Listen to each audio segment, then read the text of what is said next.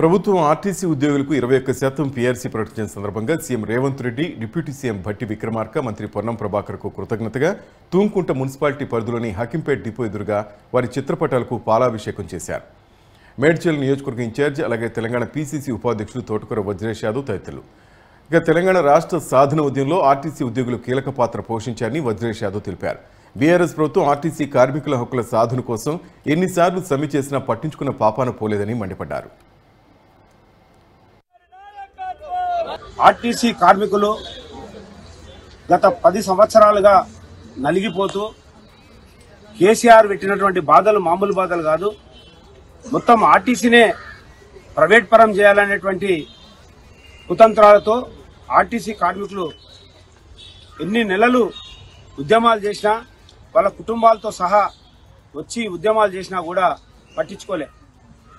మరి కాంగ్రెస్ ప్రభుత్వం వచ్చిన తర్వాత మేము ఏ విధంగా అయితే ఎన్నికల ముందు వాగ్దానం చేసినామో ఆ వాగ్దానాన్ని మన ప్రియతమ ముఖ్యమంత్రి రేవంత్ రెడ్డి గారు నిలబెట్టుకోవడం జరిగింది. వచ్చి 100 రోజులు కూడా కాలేదు. మరి 100 రోజుల లోపలనే మరి 21% ఫిట్మెంట్ ఇస్తూ 2014లో రావాల్సినటువంటి బకాయిలు వాళ్ళకి ఏదైతే బాండ్ రూపకంగా రావాలనో 50,000 నుంచి 1,00,000 రూపాయలు కూడా ఇస్తామని ప్రకటన చేయడం నిజంగా కూడా చాలా హర్షణీయం. రాష్ట్రంలో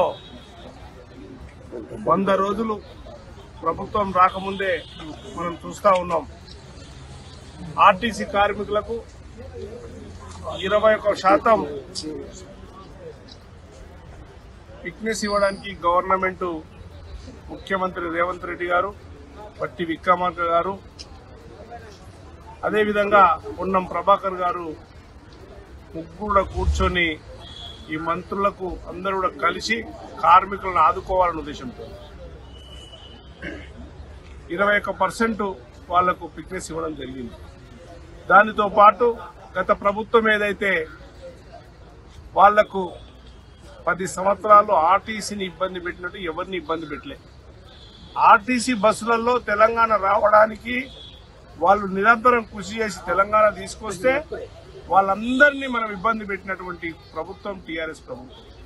ఈరోజు మహిళల కోసం ఉచిత రవాణా ఏర్పాటు చేసి దాదాపు 20 కోట్ల మందిని రవాణా ద్వారా